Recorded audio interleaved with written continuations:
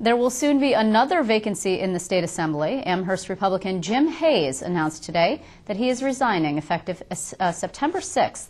Hayes was first elected to the Assembly in 1998. He has been the ranking Republican on the very powerful Ways and Means Committee. But 4 years ago, he earned his securities license, and now he has been offered a job in the private sector. Joining me now from Buffalo to discuss his future plans is Assemblyman Jim Hayes. Assemblyman, thanks very much for your time. It's great to be here, Liz. Well, this is kind of a surprise. Has this been a long time in the making for you? No, it's actually something that is surprising to me. It was an opportunity that presented itself to me and to my family, and after some very serious thought and some soul searching, I decided that it was in my best interest, the interest of my family, and really in the best interest of my constituents as well, to make this change at this point in my life. So I understand you're going to be working for a colony-based company, is that correct? That's right in our neck of the woods here. Yeah, actually it's a national company. The name of the company is ACO. They're headquartered in Latham, but they have offices all across the United States. I anticipate that I'll be doing a large amount of travel, and so it will be a position that just won't be compatible with continuing to serve in the State Assembly. Did you actually think about it at one point that you were thinking, because you can actually hold outside employment, that's allowed at this point at any rate. Some people have suggested that's not a great idea, but did you think about that, trying to do both? Well, I certainly have loved my job in the State Assembly. I've loved serving the people of the 148th Assembly District. I consider it a real honor to be there and to be representing them every day. But I also understand that with two teenage girls who are just a few years away from starting college, that I need to really pursue my outside business interest full time, and that it just would not allow me to give the kind of service that the people deserve for me to continue in the State Assembly. How much of this, it sounds like considerable amount, was because of that 79.5 base pay and that you have not seen increase for a rank-and-file Assembly member since 1999? Although as a Ways and Means ranker, I understand that you probably had what we know as a Lulu in Albany, which is a stipend for a leadership position. That's right. I'm paid a stipend for my leadership position in addition to the base salary, but it really, the salary of the legislature never came into focus for me. I came in 1999, and the pay has not increased. The base pay has not increased over the 13 years that I've been in the legislature. Right. And I quite frankly think that's a good thing. I think that if legislators are in the job for money, they should go someplace else. They should really return to the private sector to make money. They should be in government to serve. See, I think that's interesting because, you know, right now, and because of the legislature passing a bill that would establish the Judicial Compensation Committee, we have been talking about that for quite some time, that judges who have traditionally had their pay linked to the state lawmakers' pay are probably going to be seeing a fairly considerable pay bump. And some people have been saying, well, why don't we have the legislators do the same, take it out of the hands of the legislature, this political issue? And you disagree? Well, I understand the pressure, especially for legislators who live downstate in the New York City area, where the cost of living is so much higher, so dramatically higher than it is in places like Western New York and upstate. But I do believe that being a public steward, these jobs are given to us as temporary jobs, things that should not turn into lifelong careers. I certainly believe that, you know, years of service in the legislature and the experience that that provides the constituency are all good things. But I think the minute people look at it more as a lifetime career and look at the pay and the benefits in that way, I think they've taken their eyes off the real important focus of what it means to be in public service. Mm. You know, you actually are joining another Western New Yorker, Assemblyman Mark Schroeder, who's a Democrat.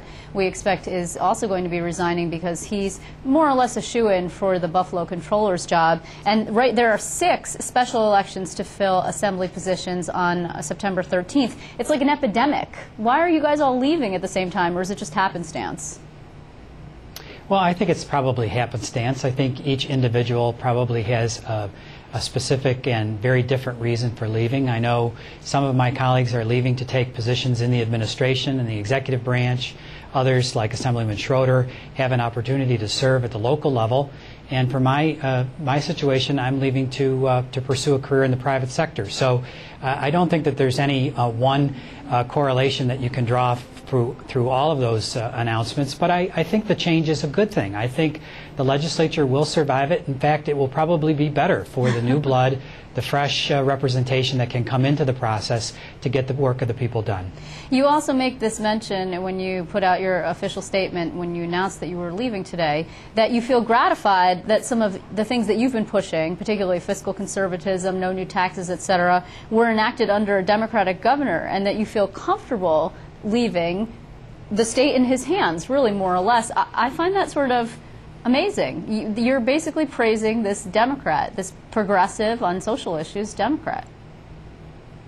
Well, I've tried to, throughout my career, put the party labels aside and to compliment people when they do the right thing and to chastise them and criticize them when they do the wrong thing. And I think you've been in the chamber before and you've observed me being a leading spokesman on the state budget process. And I, for years, at least the 6 years that I've served as the ranking member on Ways and Means, criticized severely the Assembly majority and the overspending, the overtaxing, and the debt-ridden decisions that have been made by that body. This year it was a different story. We had a new governor come in Andrew Cuomo, who basically took a very fiscally conservative position, closed a $10 billion deficit with no new taxes and no new borrowing, and I was pleased for the first time to vote for a budget that contained that kind of fiscal discipline, things that I think were severely missing over the past decade from the state of New York's history.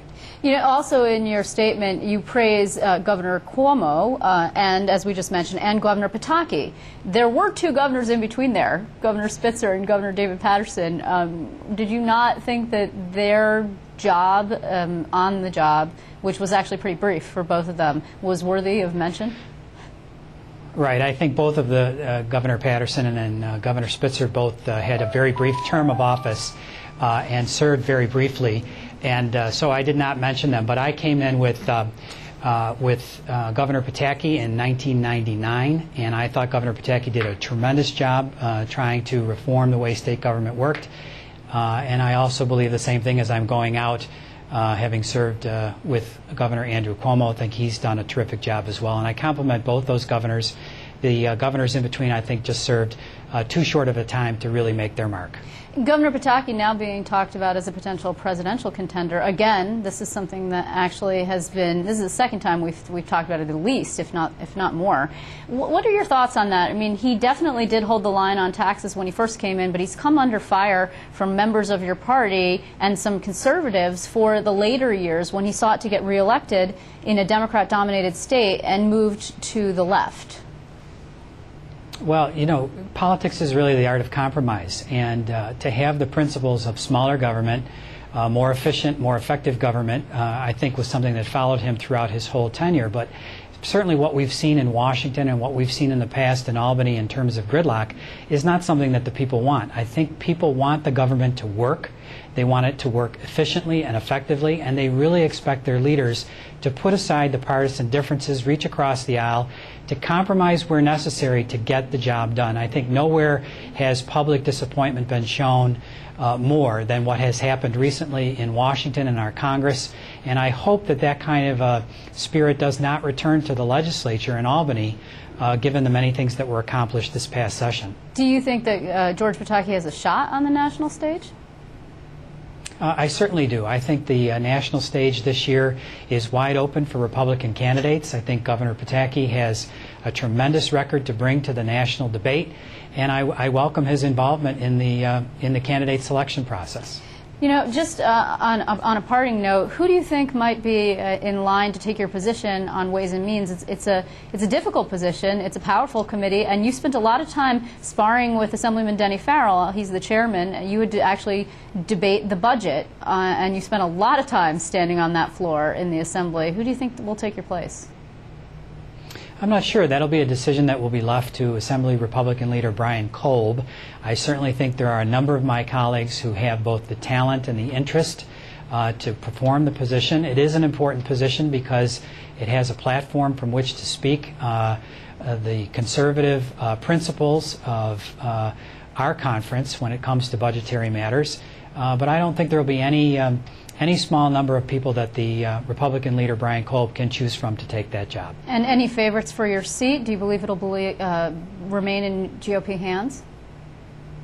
Again, I think there will be a number of opportunities for candidates to come forward and throw their hat in the ring. I'm pleased that it'll be a situation that will be filled at the general election on November 8th. I think the party chairman and the party faithful will go through a process of interviewing and selecting those candidates, and I know for a fact that there are a number of well-deserving, smart, hard-working, energetic candidates that will present themselves in the next couple of days to take over my place in serving the people of the 148th Assembly District. Well, did that, just in parting, did that figure into your timing here? You wanted it to be filled, not under a special? It actually didn't. The whole opportunity that I had came quite independently of the political calendar. I'm glad that it's worked out this way and that it won't involve the expenditure of taxpayer monies to schedule some kind of special election in the wintertime when turnout may be lower or one party or the other would be advantaged. This will allow all of the people who participate in the general election this year to have a say in who their next state assemblyman will be. Well, Assemblyman Hayes, good luck for the remainder that we can call you that until September 6th, and then after that, Citizen Hayes, thank you very much for joining us. I appreciate it. Thank you, Liz, and quick plug to my former intern, Nick Reisman, who worked with me several years ago before coming on station with you. He did a great job, and I'll continue to be a viewer watching both of you. Well, you prepared him well. Thanks very much. Thank you.